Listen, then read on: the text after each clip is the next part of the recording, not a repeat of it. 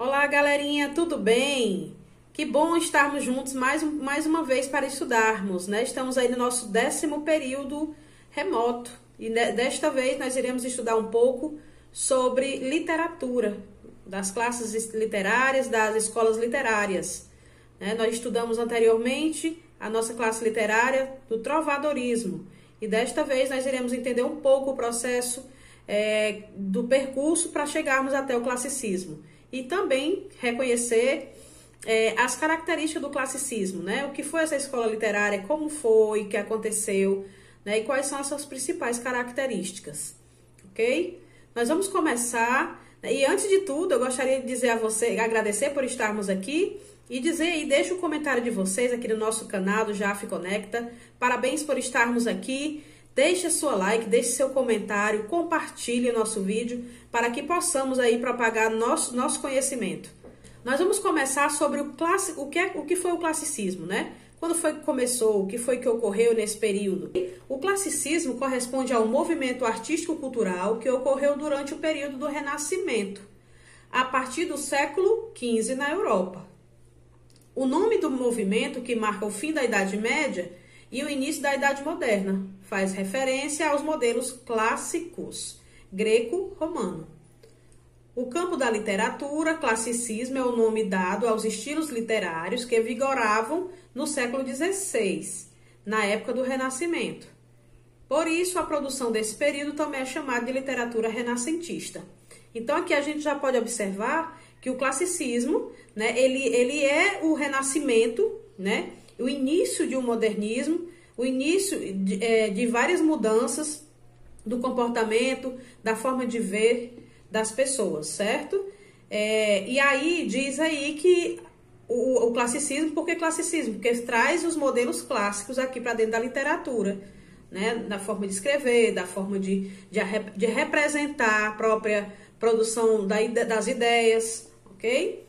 E aí, se a gente observar, vem lá a partir do século XV, né?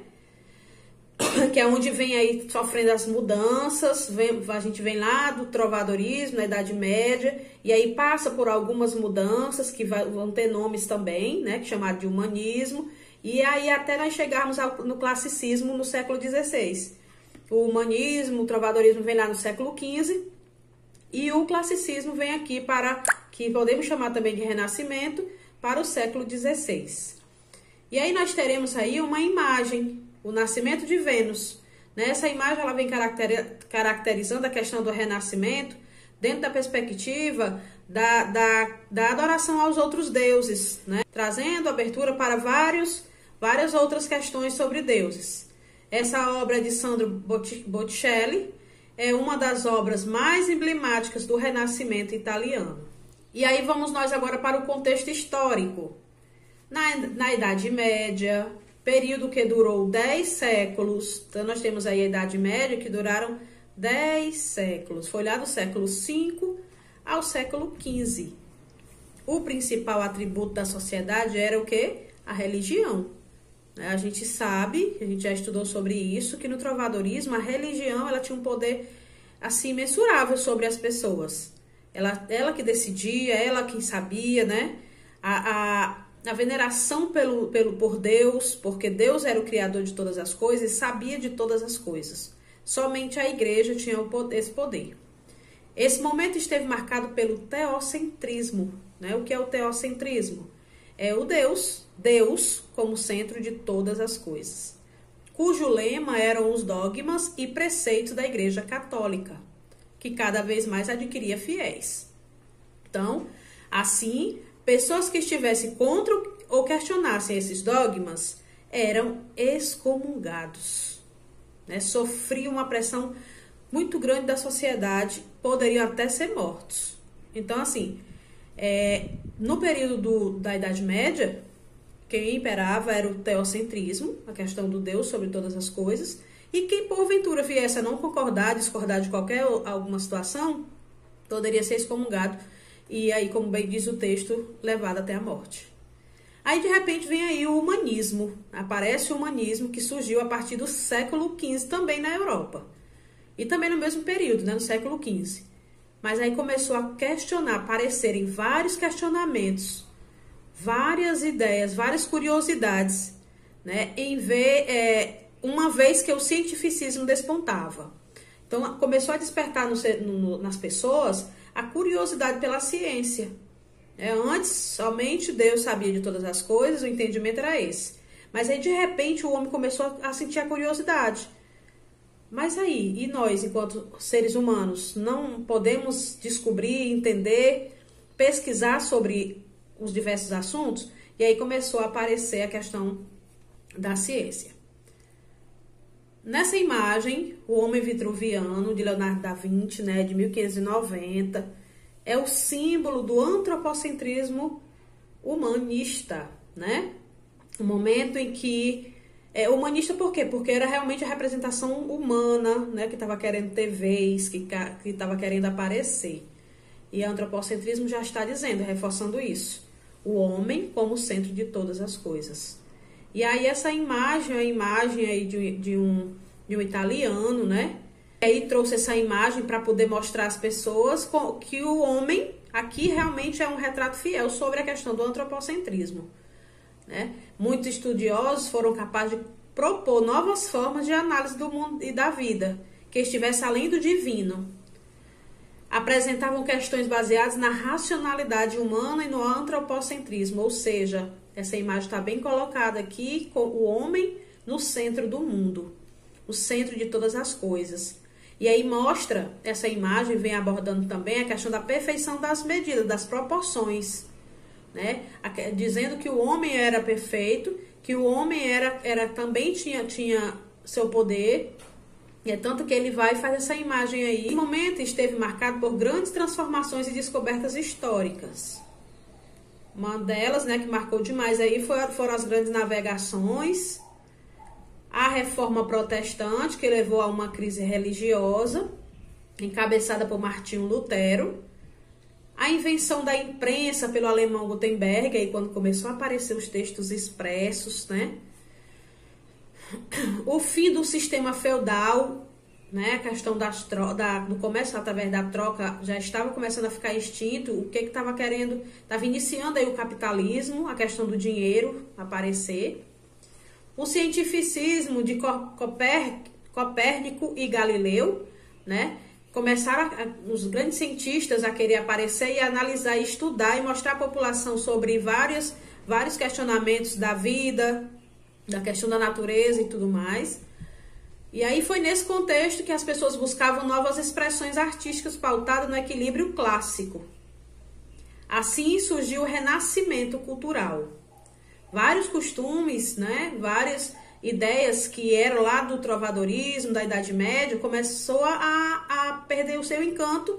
E aí quem começou a ter vez e começou a aparecer foi a questão do renascimento clássico. O renascimento cultural foi modificado, foi alterado, né? Período de grandes transformações artísticas, culturais, políticas, e que espalhou-se por todo o continente europeu. E aí a gente, por enquanto, isso aqui ainda era na Europa, né? Não tinha nada de descobertas e tudo mais aqui para o Brasil. Mas aí, de repente, vem aqui com o classicismo em Portugal, né? Em Portugal, o classicismo compreende o período literário do século XVI. Então, só no século XVI foi que começou o classicismo em Portugal, entre 1537 e 1580. O marco inicial do movimento foi a chegada do poeta Francisco Sá de Miranda a Portugal. Esse cara, ele apareceu, ele foi lá pesquisar por outros países. Uma forma clássica, uma forma interessante, diferente de se escrever, de representar a escrita de forma, como é que eu posso dizer, mais moderna, mais elegante, né? Isso que ele considerava. E aí ele trouxe aqui para Portugal, lá para Portugal, Francisco de Sá de Miranda, no século XVI.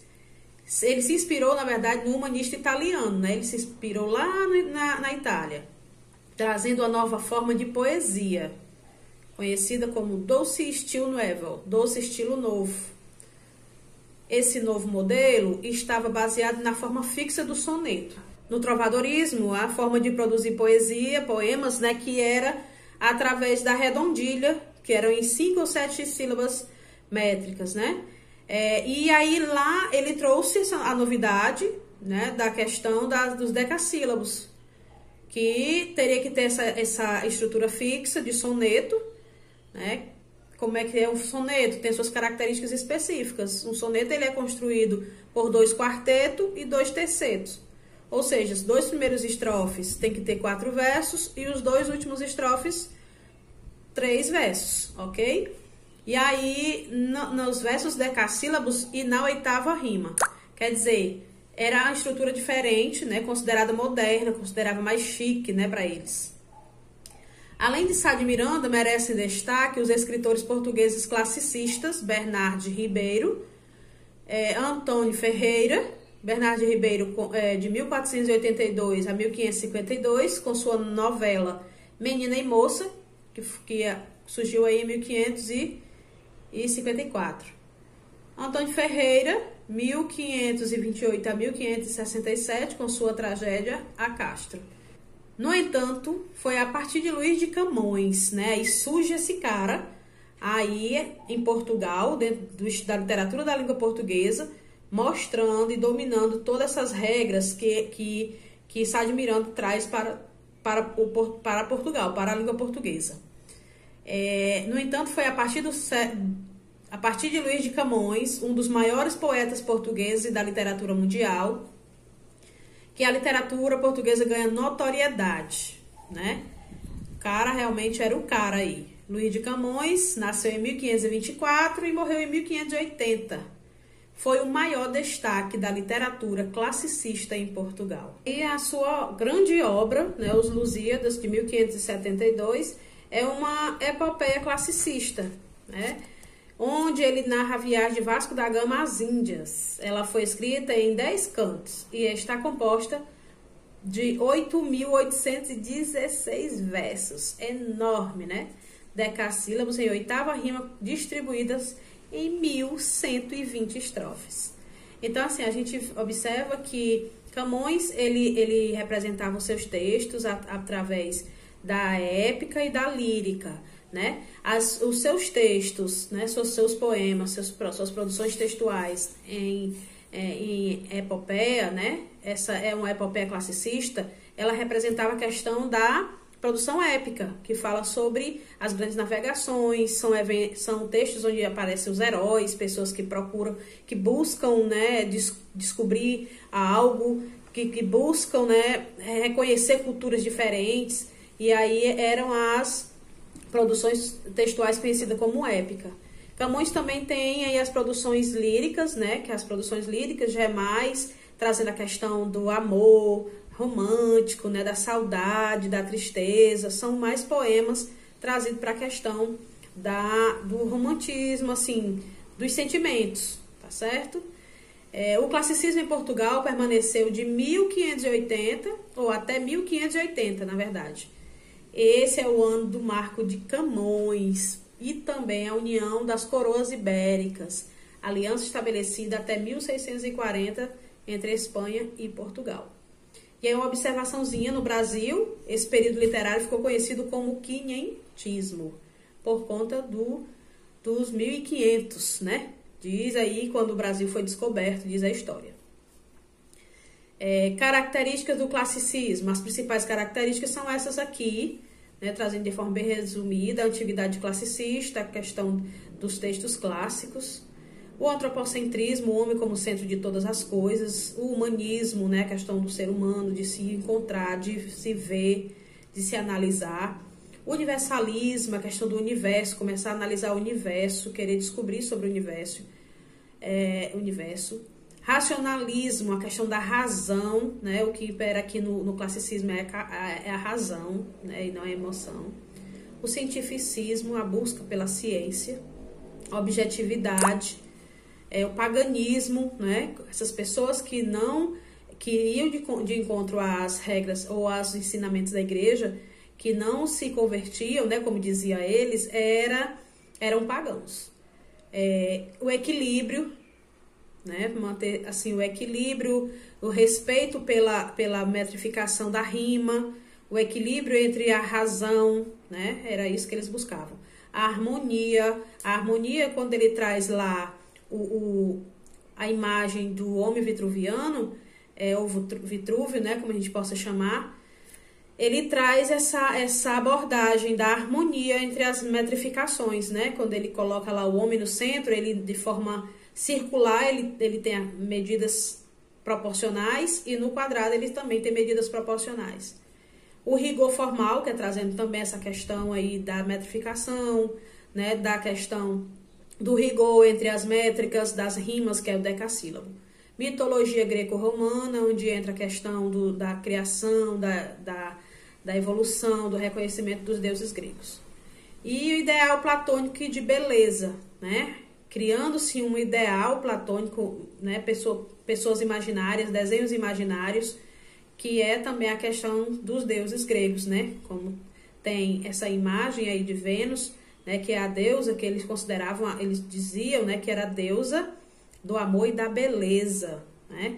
Que a beleza era essa aí. Então, eles buscavam essa questão do ideal platônico para a beleza. Os principais autores, suas obras, né? Quem foi que se destacou nesse período? Né? A gente sabe que Luís de Camões aí foi o cara.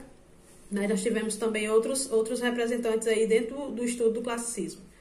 De certo que na literatura portuguesa, o autor que recebe destaque é Luís Vaz de Camões, com sua obra Os Lusíadas, de 1542.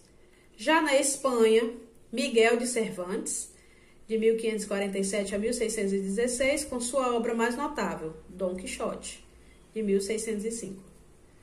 Destacam-se também os escritores humanistas italianos, né, que também teve essa grande influência aqui dentro do classicismo. Dante Alighieri, 1265 a 1321, com sua obra mais popular, A Divina Comédia, de 1555. Francesco Petrarca, de 1374, pai do humanismo e inventor do soneto. Né? Então, foi baseado... Sá de Miranda se baseou nesse cara aqui para poder trazer o soneto aqui para Portugal. Giovanni Boccaccio, 1313 a 1371, com sua obra magna Decamerão, de 1348 e 1353. Então, galera, é isso, né? Eu espero que vocês possam ter entendido. A gente percebe que o classicismo é uma escola literária onde aborda muito essa questão do equilíbrio, da organização do soneto, da busca pela perfeição, da busca pela beleza. É isso aí. Espero ter ajudado a vocês, né? Façamos agora a atividade referente a esse conteúdo. Ok? Um abraço, fiquem com Deus e até a próxima.